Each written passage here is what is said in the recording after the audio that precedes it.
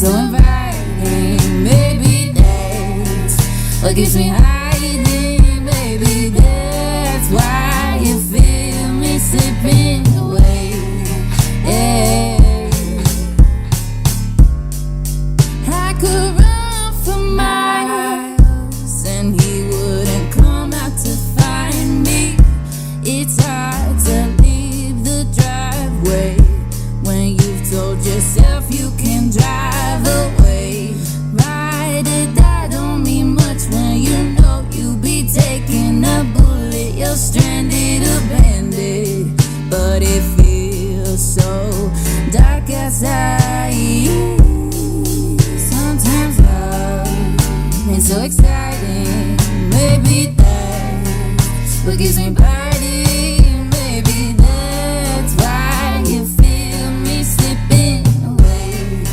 Hey, sometimes sweet and so inviting. Maybe that's what gives me hiding. Maybe that's why you feel me slipping away. Hey, you ain't on my mind no more when I wake up. I don't get sad anymore when I think of you. You don't control how I feel like you used to. Becoming the light that I am, like I'm meant to.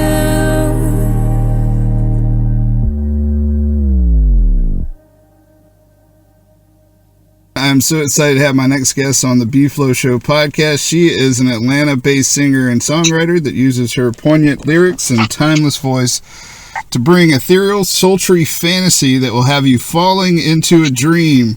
Amassing over 100,000 streams on Spotify, she has cultivated a platform for genre-splicing, innovative magic, one that leaps forward and back in time.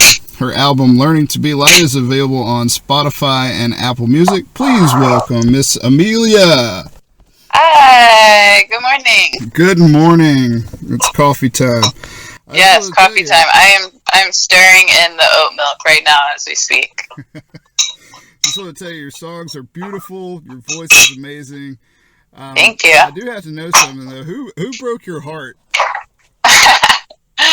Ooh, we'll have to talk off the record on that one. Okay, all right, we'll go off record. Well, I mean, sometimes I write specifically about things that happen to me. Other songs, like, were written even when I was, like, in a relationship, and then my partner was like, wait, what, like, why did you say that? I thought we were okay. And I was like, okay, this is just something that I like just came up with. So yeah, there's been both. There's been times that have directly correlated to my life that I wrote about, and then other times when I just make something up or someone tells me that they're going through something and I just write based off of that. That's great. And you're like, so your significant other would be really like, I thought we were cool. Yeah, exactly. Wow. Well, as far as Amelia goes, what's the significance behind the name Amelia? It's actually my middle name. Oh. Yeah, so my first name is a little too generic to go by, and I couldn't think of anything too creative with that, and I always really liked my middle name.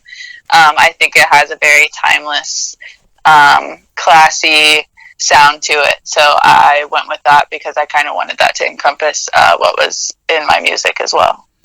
Very nice. How did you get started, like, singing, and how did you discover you had a talent for it?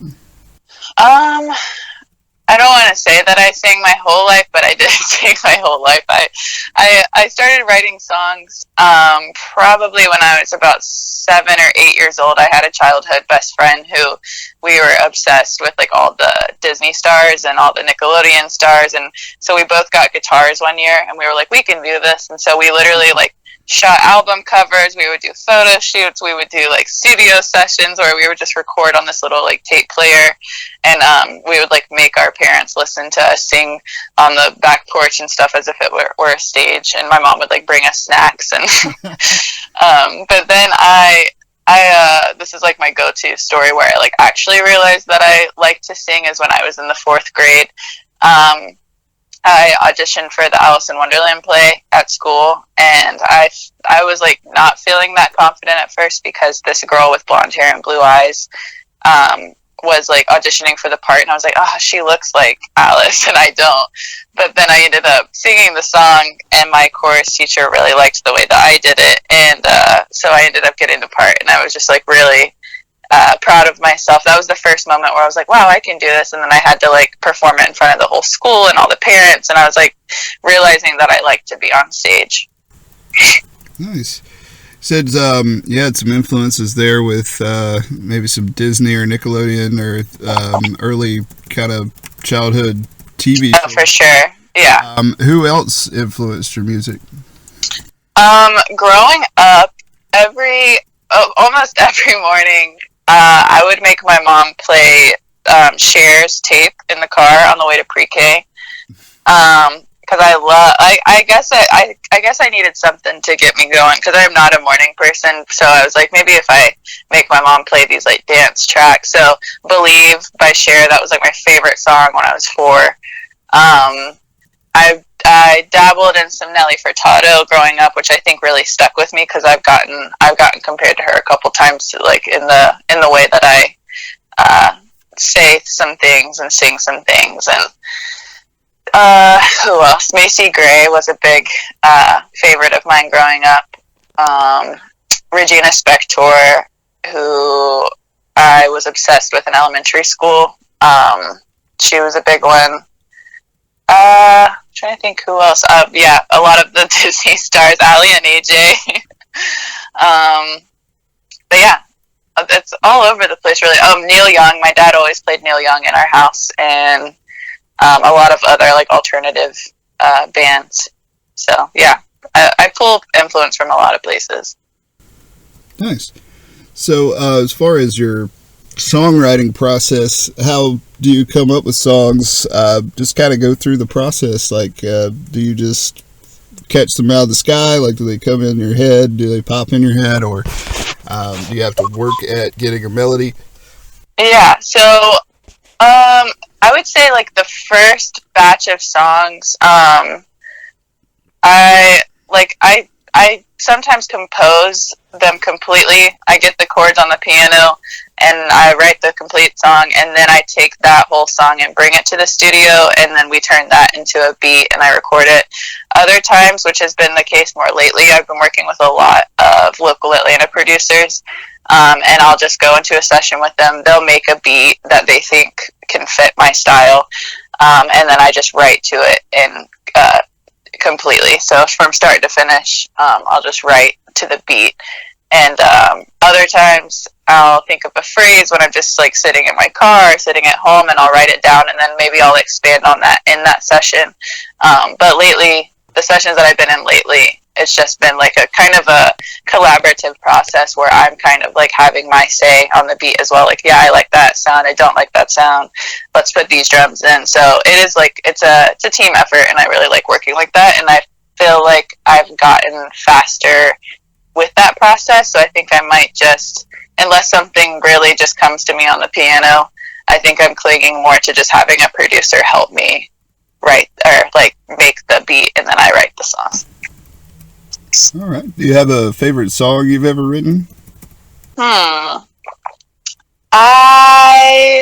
have a few favorites. As far as the ones that are out right now, for my project, Learning to Be Light, I would say my favorite one, I have two favorites on that project. It would be 37, which I actually released as a single first, and then I brought it back on the EP. 37 and Maybe I Will, Maybe I Won't, which is funny because when I first made Maybe I Will, Maybe I Won't, I was like, I can never put this out, just because I thought it was so goofy and poppy, and I was like, this isn't what I want to put out. But then it grew on me more and more, and then my producer was like, you have to put this on the project. So I did, and now it's like the like most popular one that I have, and the most popular one that I play live. Wow, that's funny. You know, that's how. Do you remember "Under the Bridge" by the Chili Peppers? Yeah. That was actually kind of the same story. Like, there's a lot of these hits that come out where these artists are like, this is either too personal, or this isn't exactly good, this isn't part of kind of the overall arc of my music, but then they do something different and it ends up being the most popular thing. Exactly. Melodically, I was like, I don't know how I feel about this, and then so I just kind of sat on it for a second, but I didn't have much time to sit on it because it was one of the last songs we added to that project. So he was like, throw this on there, and I was like, okay, fine. Basically, with my podcast, what I'm doing is it is like a very kind of an overarching tribute to 3 of my friends that passed away tragically in the course of my life. It's been over a period of a few years, but they were really funny. We always had a good time and stuff. But I saw the story of this song here, Spread Too Thin. What exactly happened there? So that song came to me super, super fast, and I think that happens in times that I feel very stressed or I feel very sad or heartbroken. I think that's the way that I cope, and the way that my body is like, here, take this terrible thing that just happened and make something beautiful out of it. So I had seen on social media that first everyone was like, pray for this girl. She had passed out at work or something, and now she's in a coma, and I was like, what the heck? And so then so obviously I was like keeping up with her story. This is someone that I grew up with and cheered with, and I was really close with on my cheer team, and she was a close family friend, and like we had a really great time together. I looked at her as like an older cousin, or like an older sister in some aspects, and she had passed out at work. She had gone into cardiac arrest, and she had passed away a couple of days later. So I saw that, and I couldn't believe it because she was doing so many great things, and I was like, it's just that when you see someone that's so close, like to your age even, it's kind of scary, like, wow, we can really just be gone in an instant kind of thing. And then I was like, I felt that week, I was still working a 9-to-5 job, and I was still trying to keep up with music, and I was trying to keep up with social life. So I just felt super overwhelmed that week. I felt like I couldn't even cope with this. And so I sat down at my piano sobbing in tears in my room and just wrote it in about 20 minutes and then sent it to my music managers. And I was like, I have to record this like this week. And I went into the studio, and that recording specifically that made it onto the project was the first take and the only take that I did, and I did it all the way through. I didn't punch in, and the piano is me on that one. So I just wanted it to be very raw, because I feel like that's the best way to explain like the vulnerability of like losing someone, and like it doesn't matter who you are, like we all feel the same way. And so I just wanted to like encompass that. So you can like hear me like breathing really hard at the end, like sighing at the end, and you can hear pages turning where I was looking at my lyrics and stuff. So that one's really special to me as well, and I really like playing that one live too. Yeah, I appreciate you sharing that. It is definitely tough when we go through a loss, but it can kind of fuel a creative fire, you know. For me, it's just more like, I don't have that much time left, you know, like... Yeah, exactly. Yeah, like, you know, I'm turning 35 pretty soon, and I'm just like, oh my God.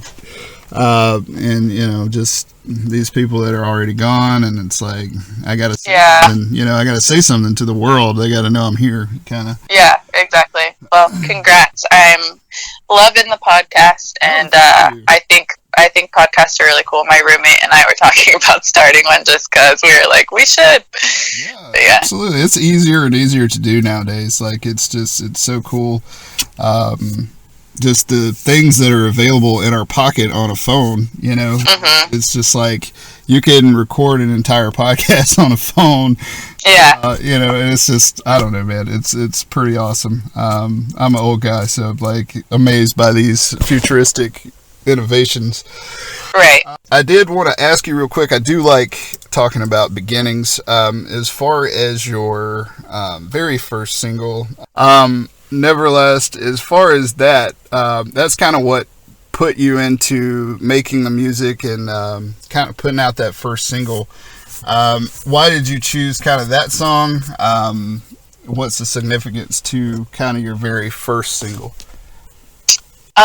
So the producer that I was working with at that point, actually, he had made that beat and he had already written to it in like completely, and he did more of like a rap and melodic singing kind of thing on it. So he was like, he had this whole concept, this whole song, and then he found it on his the computer we were working on, and he was like, I'm probably never gonna put this out. I don't really like what I did with it. Like, do you want to see what you can do on it? And I was like, sure. So they just kind of left me in the studio for like 20 minutes, and then when they came back, I was like, all right, I think I have the song. Like, I have a song. So we recorded it, and it just became kind of like a crowd favorite instantly. Like, everyone that came in who we played it for was like, you have to put this out. This is radio ready. This is like the way that it comes in with a nice guitar, and then it drops into these like trap drums. Like, I would have never expected this from like your voice on this beat, and which makes sense because it wasn't originally made for me. So, but I think that's some of the time when the best music comes out is when we have the intention of making it from the lens of someone else, or if someone else made a beat for someone and we can turn it into something completely different. But yeah, that was one of my favorites from the beginning too. It's short, it's sweet, the melodies are easy, so I was like, I could definitely see this being a favorite of mine and a favorite of who I perform it for. Very nice. Well, what's next for you? Any projects coming up? I know you have your album out now, but are you working on anything? Yeah, I'm working on a lot of new stuff right now. I've pretty much been in the studio every single day since 2020 started, which was my intention. I was like, I want to really, really work hard this year and getting even more songs. And so, I mean, my project was the last thing that I put out last April, and then I toured around a lot last year. So I think now I'm just going to lock down the first couple months, just working on a lot of new songs, and then I think I'm going to possibly release a little single in the next few months, so stay tuned. And then I might put out another EP this year, because I think I've got a cool sound going. I think I can piece some of these songs together to make it a full project experience, and I really want to do that. All right. Are there any tours in the works? Are you going to be going around doing shows anytime soon, or are you more focused on studio right now? Yeah, I'm more focused on the studio right now. Last year I was all over the place and just singing all the songs off the new project. So I think once I release some stuff, I'll probably get back in the performance game.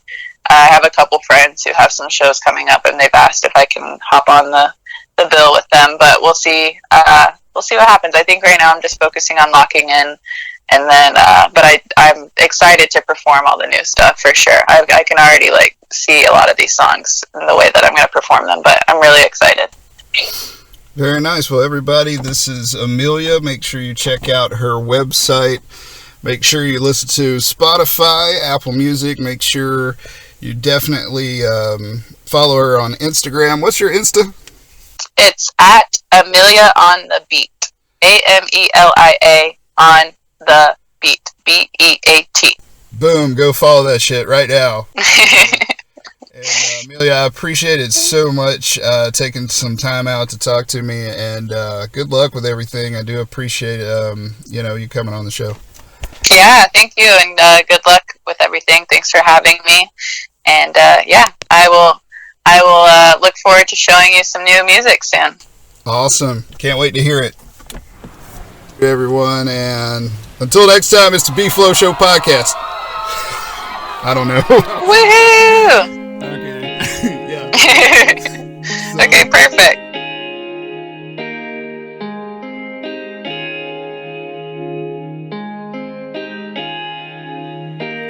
Nails in a coffin. I told my mama this won't happen again. Fell way too often, and now I'm picking up pieces of cement from my skin. And 17 feels like yesterday when I leap too far and too fast. When I told myself to enjoy it then, 'cause I know